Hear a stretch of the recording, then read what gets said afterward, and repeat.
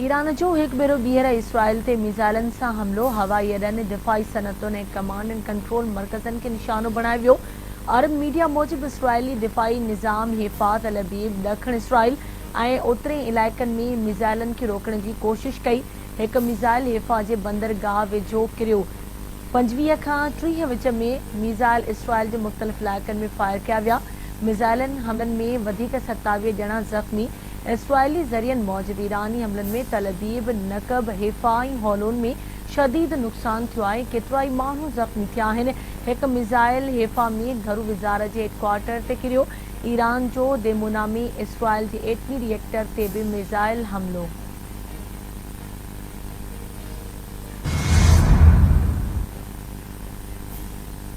Israeli फ़िज़ाई अजा विच Iran में हमला। इसराइल जे 15 खां वधीक ईरानी ड्रोन किराइण जी दावा।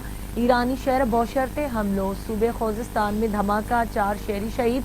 इसराइली बचाव वारे वज़ीर जी ईरानी सिक्योरिटी मर्कज़ तबाह करण जी दावा।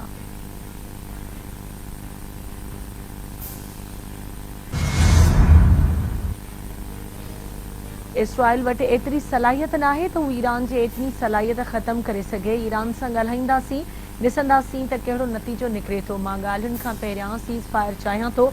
अमरीकी सदर डोनाल्ड ट्रम्प जूं न्यू जर्सी में मीडिया सां ॻाल्हियूं। संदसि चवणु आहे त ईरान में ज़मीनी फ़ौज लाहिणु आख़िरी हल हूंदो। ईरान ते हमलो करण जे फ़ैसिले लाइ वधि खां वधीक 2 हफ़्ता वठंदुसि। इसराइल खे फ़िज़ाई हमला रोकण जो चवणु मुश्किल आहे। ईरान एटमी सलाहियत लाइ मवाद जमा करे वरितो हो।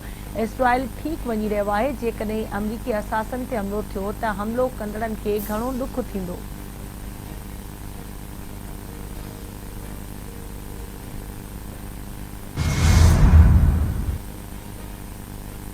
पाकिस्तान जो डोनाल्ड ट्रम्प खे अमन जे नोबेल इनाम लाइ नामज़द करण जी सिफ़ारिश जो फ़ैसिलो।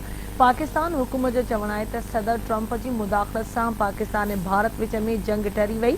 अहिड़ो फ़ैसिलो पाक भारत बहिरान में ट्रम्प जे किरदार ते कयो। आलमी बिरादरी भारत जे ग़ैर क़ानूनी जारियत ॾिठी। भारतीय जारियत इलाइक़ाई सलामती जी गंभीर भञकड़ी हुई। भारतीय जारियत सां मासूम जानियुनि जो नुक़सान थियो। दिफ़ा जे हक़ खे इस्तेमालु कंदे पाकिस्तान ऑपरेशन बुनियाद मरसूख़ शुरू कयो। उमीद आहे त ट्रम्प आलमी इस्तेहकाम लाइ कोशिशूं जारी रखंदो। ग़ज़ा ऐं ईरान में छिकताण में सदर ट्रम्प पंहिंजो किरदार अदा कंदो।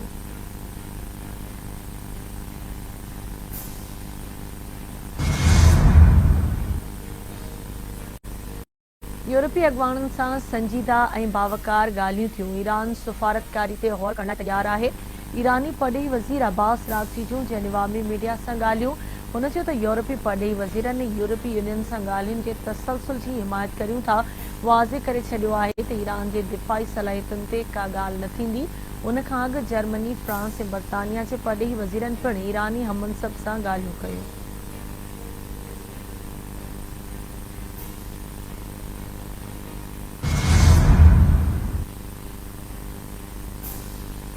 वज़ीर आज़म शहबाज शरीफ़ ऐं अमरीकी परॾेही वज़ीर मार्को रूबियो विच में राब्तो।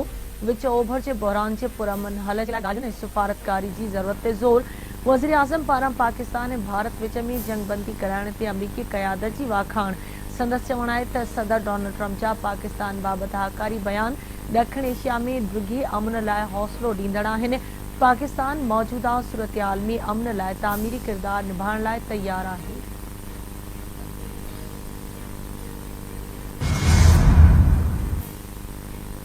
ऐं पाकिस्तान सफ़ारती सतह ते बि भारत खां जंग खटे वरिती आहे। आलमी फोरम ते पाकिस्तान जे मौक़िफ़ जी फ़तह थी आहे। पाकिस्तान सच सां ऐं भारत कूड़ सां गॾु बीठल हो। जंग हाराइण खां पोइ भारत जी कोशिश हुई त सफ़ारती महाज़ ते असांखे हाराए, पर पाकिस्तान हर मैदान में कामयाब ऐं भारत नाकाम रहियो।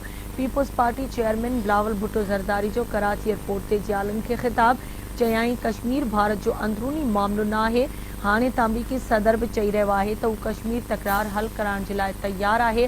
डोनाल्ड ट्रम्प पारां फील्ड मार्शल आसिम मुनीर खे जंग खटण ते वाधायूं ॾियण जे लाइ दावत ॾिनी वई हुई।